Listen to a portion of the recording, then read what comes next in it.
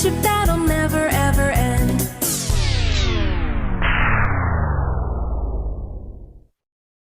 Run!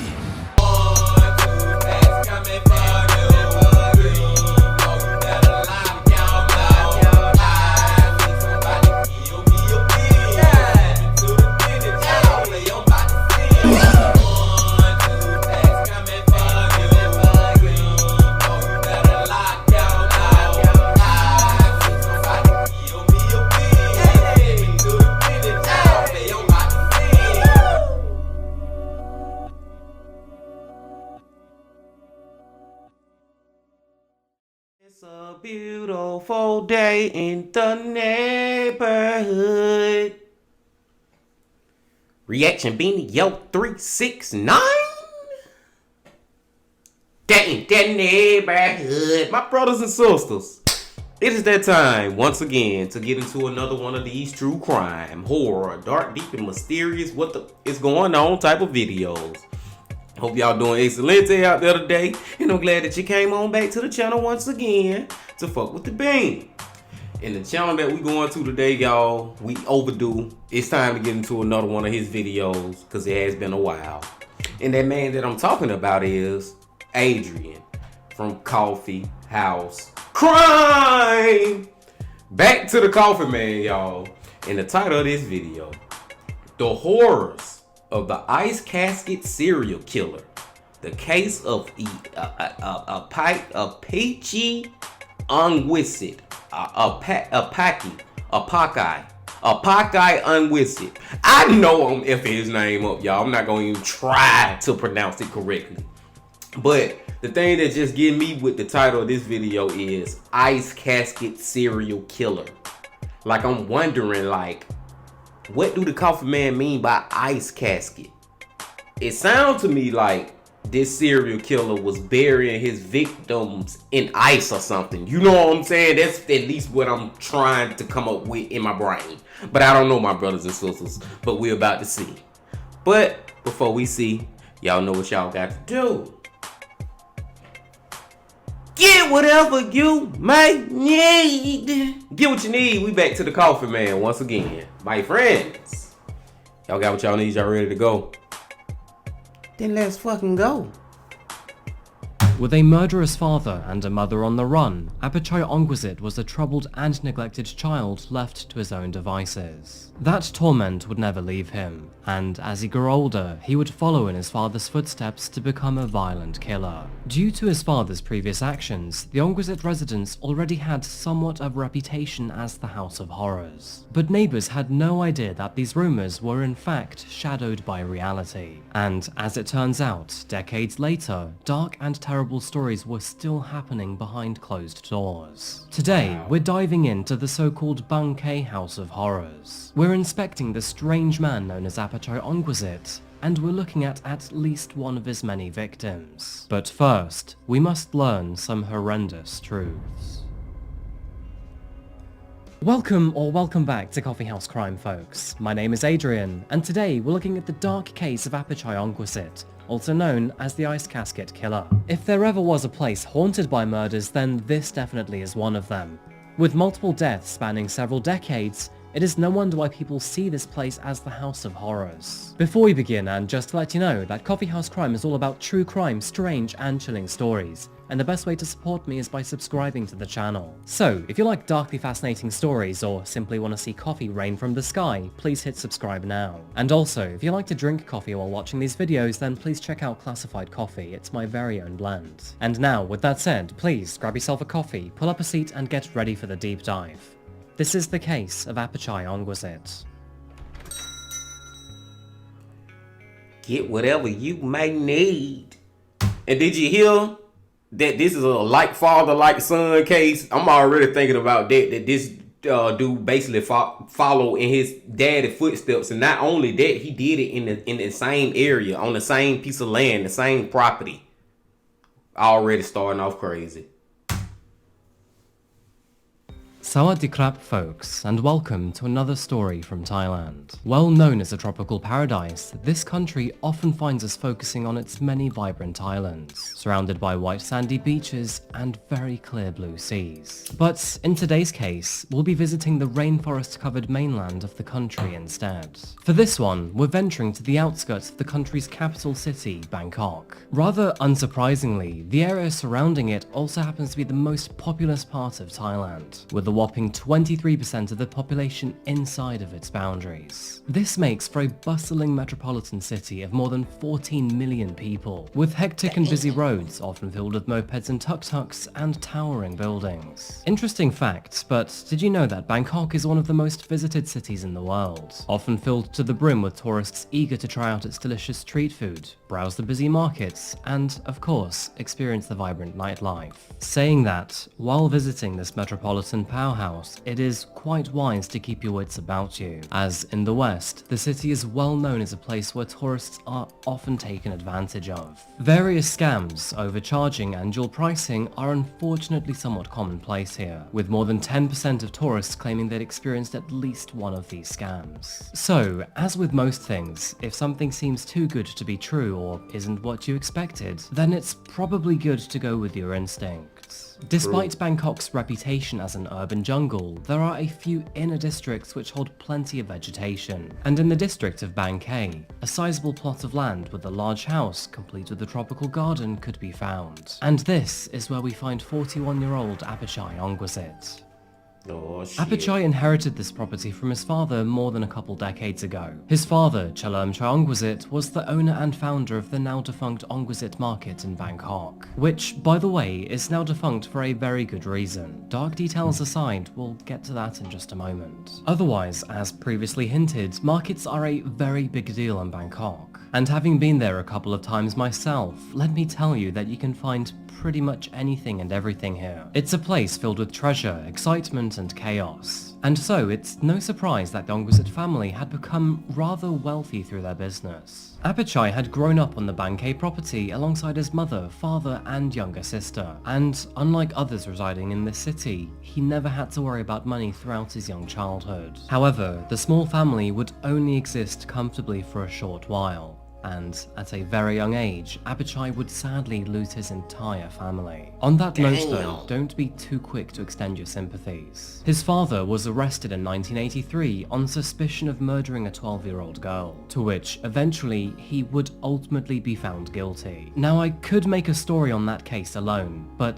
the short version is that, allegedly, Apachai's father lost his temper when the young girl broke one of his prized possessions, which only happened to be a large custom-built fish tank.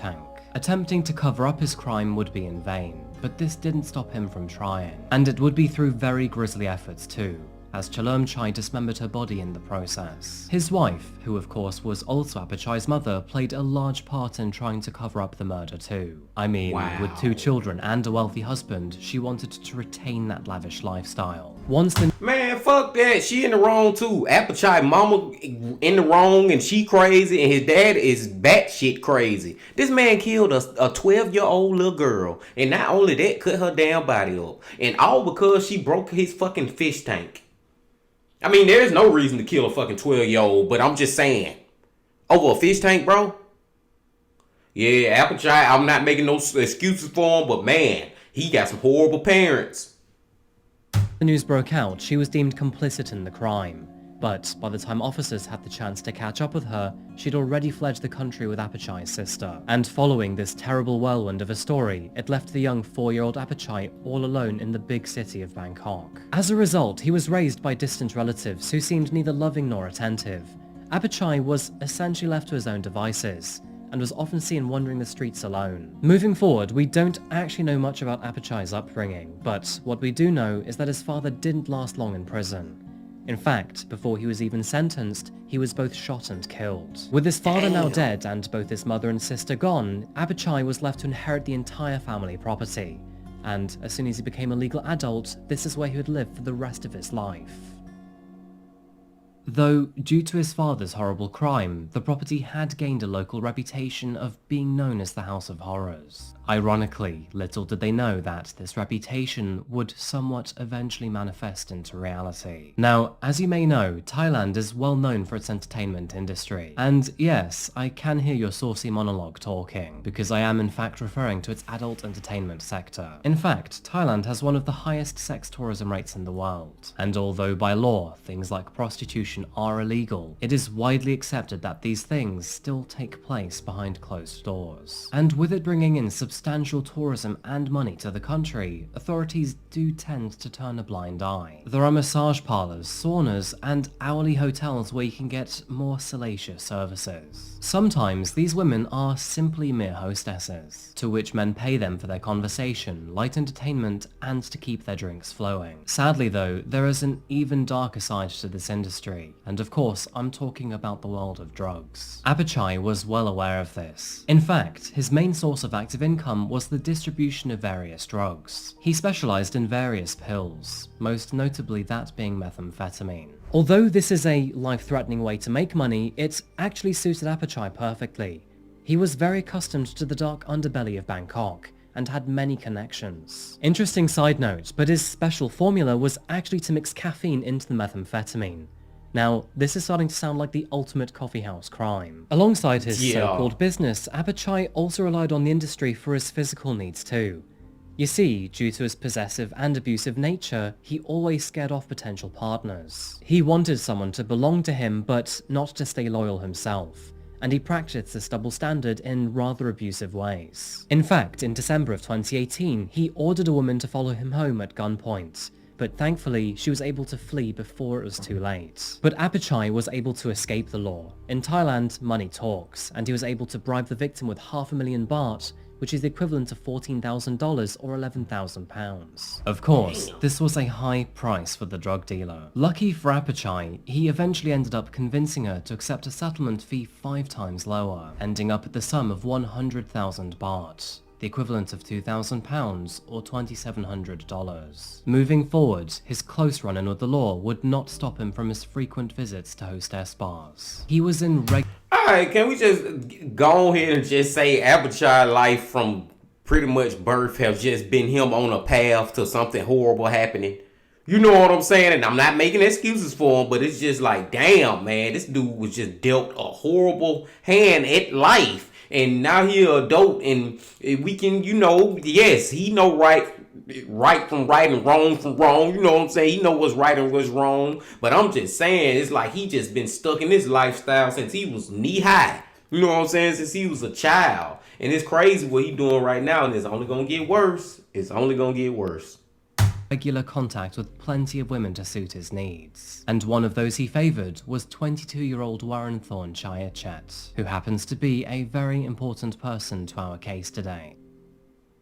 Affectionately known as Kukik, Warren Thorne grew up in a rural part of Thailand and was raised by her loving grandmother from a very young age. By the year 2019, she had moved to Bangkok to work at a hostess bar, with the money going towards looking after her children. Since she had broken up with her former husband, the family didn't have much income, and this job was the difference between a roof over their heads and homelessness. Sadly, this isn't an uncommon occurrence in many countries around the world. So, when the wealthy Apachai Ongwasit expressed a liking to Kukik, she was more than happy to take him on as her client. The pair spent hours in host clubs, both drinking and getting to know each other, and eventually, they began to spend time together at his residence. She would often stay the night too, which does suggest that their relationship had progressed into the bedroom. And furthermore, it did look like Apachai was able to form a one-sided relationship with her. Whether she enjoyed his company or not, we will never actually know, but either way, the situation worked well for both of them. However, not long into their arrangement, she would find out the hard way that inheriting his father's money was not his only source of income. Apachai did not only deal meth, he was also a user himself, which unfortunately would eventually influence Kukik to try it out with him. This arrangement would go on for a few months together, and over time, Apachai became more and more possessive of her, and to make sure that she wasn't seeing any other man, he would often make her stay at his place most nights. Although Kukik still worked at Hostess Spas, she omitted any form of other favourable service, which of course would make her other clients rather frustrated.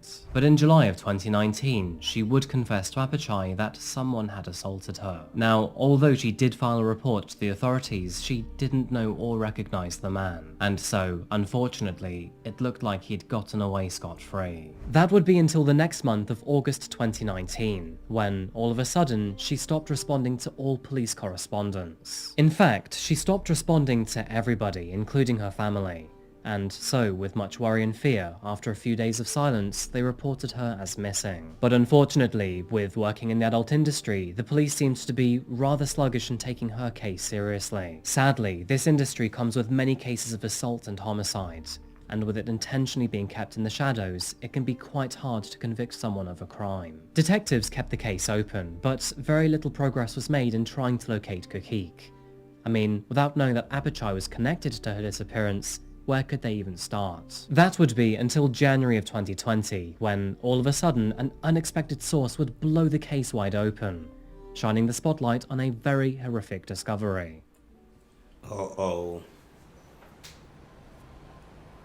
In the early month of 2020, Bangkok police were called to an abandoned industrial zone. Following a tip, they had learned that an infamous local drug dealer named Chalamchion Ngabua was working in the area. Now, in Thailand, drug-related offences can come with a very severe punishment. In fact, dealing with so-called Category 1 drugs can even hold the death penalty. Chalamchion was a well-known miscreant renowned for his under-the-table jobs, petty run-ins with the law, and significant involvement in the drug industry. So, after successfully locating and arresting him, you can likely guess that he was willing to say or do anything he could in order to reduce his sentence. And of course, this would include bribery. You see, Chalo Emchion claimed that he used to be a security guard at the Ongwasit residence, and this intrigued officers greatly. They had long wanted to incriminate Apachai for his involvement in the drug industry, and not only was Chalemchion willing to provide this evidence, but apparently he had something much bigger to reveal too. In short, he told the authorities that he could offer up crucial evidence in an ongoing murder case in exchange for a weaker sentence, and this was an offer that officers could simply not refuse. Rumour had it that if they were to visit Apachai's property and dig in a specific spot, they would find the remains of a young woman. Chalo Emchion claimed that he knew she was there, because he was the one to help bury her body on Apachai's orders. He further told the officers that he personally believed there may be more victims underground. And so, on January the 9th, 2020, police made their way over to Bangkok's House of Horrors. Following the concerning information, Apachai was detained as soon as officers stormed the property, catching him naked as they began to search the residence. Forensics began to dig near the large pond, as instructed by Chalo Emchion, and sadly, this is where they came across a chilling yet strange discovery. A large metal box was uncovered, and after dismantling the casket, they discovered the remains of a young woman. She was wrapped in clothes, a bedsheet, and a black plastic bag, with a large tattoo spread across her back. She was identified as 22-year-old Waranthorn Chayachat. Following this discovery, authorities now had reasonable grounds to formally arrest Apachai for the murder of Cookie. But despite this evidence laid before him, he viciously denied his involvement. The horror would not end there, however, because following Chalemchion's testimony, authorities were now worried there may be more victims underneath. As a result, a thorough search of his property was conducted, with the large pond being their main area of interest. Horrifyingly, over the next few days, police and volunteer divers discovered more dark secrets around the pond. A total of 298 human bones were recovered from its murky waters, all of which seemed to belong to young women. They would also recover various heavy objects, including gates, dumbbells and cement blocks, all of which could be used to sink these women to their watery graves. Did he say 298 human? Man, this dude, Apaki, whatever the fuck tomato his name is, he on another level. It was already sad and messed up, and I thought, okay, he had killed her, and I'm thinking maybe 2, 3 at the most other women. Man, ain't no telling how many damn little young women he was doing like this. How many fucking victims he threw in that lake? This shit might be in the hundreds. Because they said 298 human bones, but you know, some of the bones might be related to the same victims, but still. This man, oh my God, dude. This really is a house of horrors. No lie. In addition to all of this, detectives found another metal casket in the water, and after opening it up, they found the decaying body of a woman. With such horrific details, this case understandably became talk of the town. In fact, the entire city of Bangkok was stunned. As the news spread, some believed that Apachai filled the pond with carnivorous fish named alligator gar to help dispose of the bodies. I mean, I had no idea what alligator gar were until I looked them up, and let me tell you, they look like something straight out of a horror movie. Quite frankly, I don't know what would be worse, seeing Apachai as the last thing on Earth before you die, or one of those things. Although the authorities claimed that no carnivorous fish were found in the pond, it doesn't negate the horrors discovered within its murky depths. And although they may never be able to identify the blackened and washed out human bones, through forensic analysis, they were able to confirm that some of those bones belonged to a 17-year-old girl and another one slightly younger. The one victim that could be named was Waranthon Chayachat, and through witness testimonies, physical evidence, and Apachai's own partial confessions, we can piece together an accurate story of what precisely happened to Kukik in August of 2019. And another thing that's crazy real quick too, y'all, about this story, man, is how he got caught. He got caught because a dude is trying to get less jail time for his sentence. He basically got caught because a dude snitched on him. You know what I'm saying? Trying to cover his ass, trying to save as much his ass from going to prison for as long as he possibly could go. You know what I'm saying? So long story short, story long, what I'm really trying to get at is this dude could really possibly be still like out. Like he could have got away with this a lot longer than he did. He got away with it for a long time, but if that dude would have never told on him, the police still wouldn't have no freaking clue. Wow. Despite Apachai denying that he murdered her, he did eventually admit that she was accidentally killed. It turns out that, after growing scared that she might run off with other men, he held her captive for several days. This allegedly broke into a heated argument between the two, and after standing up for herself, Kukik declared that she wanted to end the relationship and rekindle her relationship with her previous husband. Menacingly though, Apachai was not going to let that happen. I have no idea why he had one of these things, but with the fear of being abandoned, he grabbed her by the arm and forced her into a metal casket which was found in his bedroom, locking her inside. Here she remained for the entire night. But what Apachai supposedly failed to realize is that the metal casket was airtight. As a result, Kukik tragically died of suffocation, and by the time Apachai released her the following morning, she was already dead.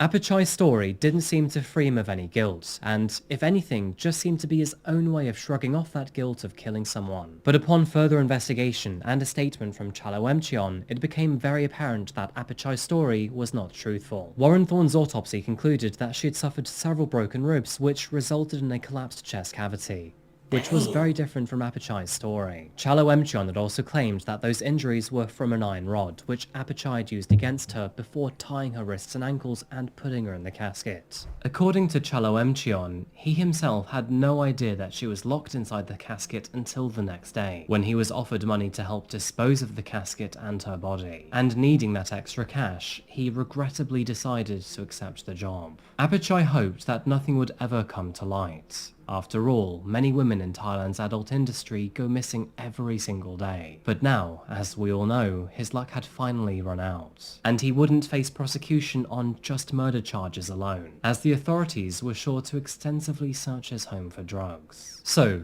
do you remember the caffeinated methamphetamine he was distributing? Well, more than 1,000 Yaba pills were confiscated from his property, and with these pills containing methamphetamine and caffeine, those pills are sure to fuck you up. No surprise, but yaba translates to crazy medicine in Thai. It's classed as a category 1 drug in Thailand, meaning that the punishment for producing such a drug could mean the death penalty. However, since he was only found to possess yaba pills, and there was no evidence of producing them on his property, he was less likely to face lethal injection and more likely to face life behind bars. Man, fuck the drugs. He need to goddamn have a death penalty because of what he did to all these little young innocent girls, man. You know what I'm saying? That fuck the drugs. I don't care nothing about that. I care about it, but that is not what's most important at hand right now. He need to have the death penalty because of what all these murders he done committed. Throughout court proceedings, Apachai changed his story multiple times. One moment, he claimed that Kukik died from suffocation, and the next, it was apparently drug overdose. And when her DNA was found on the dumbbell, Apachai claimed it had fallen on her during the argument. One thing is for certain though, it is confirmed that Kukik suffered blunt force trauma before she passed away, which is something that Apachai denies. The local media would eventually dub Apachai as the Metal Casket Killer, and upon more thorough investigations, detectives would realise that several people around Apachai disappeared during his time at large. This included friends, girlfriends, and even prostitutes. Sadly though, with the DNA condition so poor, any analysis conducted on it could not determine if those people were in fact the ones he'd buried. Which is kind of terrifying if you think about it, because we don't actually know how many people Apachai murdered. Yeah. I mean, he's almost certainly a serial killer, but it can't be confirmed. As a result, he could only be charged with one murder, despite the overwhelming evidence that he had likely killed countless others. Having said that, with Apachai behind bars and his charges so severe, it was almost certain that he was to spend the rest of his life behind bars. So, although his other victims couldn't be identified, this likely wouldn't have affected his time incarcerated either way. The real pain here rests with those families out there who still have a missing relative. Those families who will never receive the closure they deserve. But the one family who could seek closure from this case was Kukik's family. Distraught by the news, they actually demanded compensation for their grief. A demand that was fortunately granted. As a matter of compensation for their grief and to help cover funeral costs, Kukik's mother and brother both received a collective 2.9 million baht, which is equal to $80,000 or £65,000. 1 year after the chilling discovery, Apachai Ongwasit finally stood trial on charges of murder, drug possession, and sexual assault with the aid of a firearm. Multiple witnesses testified against him, with his own family refusing to come forward in his defense. One of his ex-girlfriends also took to the stand. She told the court about his controlling nature, his abusive tendencies, and his physically violent temperament. And the woman he assaulted and then bribed in 2019 now felt safe to testify against him, further reducing his chance for sympathy from the judge. With the overwhelming amount of evidence stacked against him, no witnesses or testimonials in his favour, and the very real prospect of receiving the death penalty, Apachai Ongwasit pleaded guilty to the murder of Warren Thorn Chayachat. Despite his guilty plea though, he denied any other charges. But thankfully, in January 2021, the judge would overturn this and find him guilty of all charges against him. As a result, he was given 25 years for drug possession, 11 years for assault, and a life sentence for murder, only narrowly missing the death penalty. Yeah, I guess. Now, I don't really believe in this saying, as I've seen plenty of people come out better or worse than their parents. But some say the apple never falls far from the tree. Well, in this story it really applies, because Apachai really did follow after his murderous father, and they both believed they'd get away with it. Both were foolishly overconfident about themselves too, but thankfully weren't actually that smart. At least now, Kukik's family have received both compensation and closure for their loss. But in sad reality, neither of these two things come even close to the pain that they have suffered. As for the community surrounding Bang Khae, many believe that the Ongwasit residence, which has now seen countless murders, is absolutely haunted. And Apachai may as well join the list of ghosts in the property, because with him now forever behind bars, he is essentially good as dead. Anyway folks, that covers our story today. Thank you so much for being here for another video today by Coffeehouse Crime. So, what are your thoughts on this case? To begin with, do you think Apachai is in fact a serial killer? Do you think he's capable of being one? And with all those disappearances happening around him, Do you think he is responsible? Whatever your thoughts are, please leave them down below. I honestly appreciate comments and I do try and get through all of them. A big thank you to everyone who's bought classified coffee, by the way. If you are interested in grabbing a bag, then please check the link down below. Furthermore, if you want to get early access to my videos, additional content, Q&As, or simply more casual videos from me, please check out my Patreon. And on top of that, if you want to see more about me or Nero and our lives, then please check out my social media. And yeah, I think that's the end of the video, folks. Thank you so much for watching today, and as always, I'll see you again very soon for another video. Until that moment arrives though, remember to look after yourself, look after each other, and of course, stay safe. We gonna stay safe, Coffee Man. We gonna stay safe and stay away from crazy motherfuckers like that dude there. Oh my God, my brothers and sisters. Like, I'm thinking, man. I'm thinking as we watching the video, you know what I'm saying? We already knew Kakai. We knew she was a victim. And like I said, I'm thinking like, okay, maybe it'll be 2-3 other girls that might be found that he killed. Man, I honestly, if I just had to guess, I think that man killed at least over 50 people. Seriously. I think it's over 50 different bodies in that damn lake. And it's unfortunate that they can't charge him with all that shit. I mean, with all those different bodies.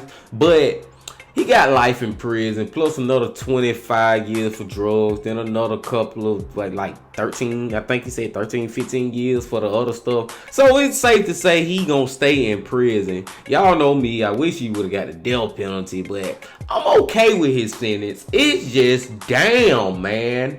I didn't expect him to be this freaking crazy. Now, I don't know why the title said Ice Casket Serial Killer. I still don't understand that part. Maybe y'all get it and I don't. Maybe it went over my head. And that's just a typo when the Coffee Man meant to say Metal Casket Serial Killer. Cause it was two ladies found in the casket. Kai, then there was another lady, but they was in like metal caskets or something. I don't know, unless that damn lake freeze over in the wintertime or something. I don't freaking know, my brothers and sisters, man. All I know is this man was crazy, and it was a great story from our boy Coffee Man. You know how he put it down always. And you know we'll be back to his channel very soon. But I digress. Y'all hit that like button, man. Y'all comment, subscribe if you ain't yet, and come on back very soon, because I will be back very soon. And until then, my friends, remember this.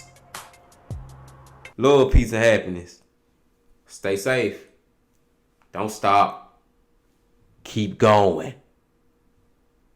Yeah.